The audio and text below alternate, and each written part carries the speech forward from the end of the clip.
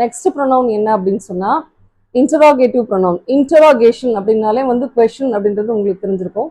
Interrogative pronoun அப்படின்றது வந்து ஒரு கொஸ்டின் வேர்ட் ஒரு பர்சனை, ஒரு பொருளை, இல்லை ஒரு பிளேஸை குறிக்குதா, that is called interrogative pronoun. For example what, who, whose, which, whom. So இது எல்லாமே வந்து இன்டராகேட்டிவ் ப்ரொனவுன்ஸ். இதுக்கு நம்ம கொஸ்டின் கேட்கணும்னா ordinary what's a name. So that is interrogative pronoun. That's a question word as well as interrogative pronoun. Which is your native place? இப்போ நீங்க which place is your native place கேட்க முடியாது. I'll explain why. ஏன்னா இதுவும் வந்து adjective-ஓட confuse ஆகக்கூடியது. Which is your native place? Which, that is interrogative pronoun. இப்போ last pronoun, இது வந்து நான் 2-3 கொஸ்டின் பேப்பர்ஸ்ல பார்த்தேன், யூஸ் பண்ணியிருக்கிறாங்க. இதை வச்சு கொஸ்டின்ஸ் கேட்டிருக்கிறாங்க. Relative pronoun. இந்த ரிலேட்டிவ் ப்ரொனவுனை அண்டர்லைன் பண்ணுங்க.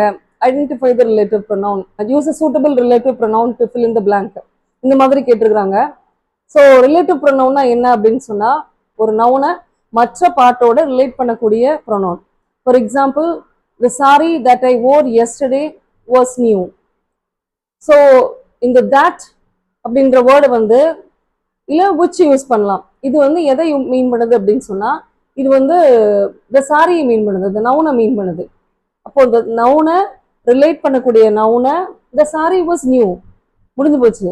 த sari that I wore yesterday was new. So that is relative pronoun. அதே மாதிரி இன்னொரு எக்ஸாம்பிள் கொடுக்குறேன். He who saw the thief can come and complain. இப்போ ஹீ வந்து சப்ஜெக்ட், அது வந்து ப்ரொனவுன். இப்போ ஹூன்றது யாரை மீன் பண்ணுது? ஹீயை மீன் பண்ணுது. So that is relative pronoun. He, அந்த ஹீயை வந்து மற்ற ரிமைனிங் பார்ட்டோட வந்து அது கனெக்ட் பண்ணுது, ரிலேட் பண்ணுது. So that's called relative pronoun. அந்த ஹூ அப்படின்றது வந்து ரிலேட்டிவ் ப்ரொனவுன்.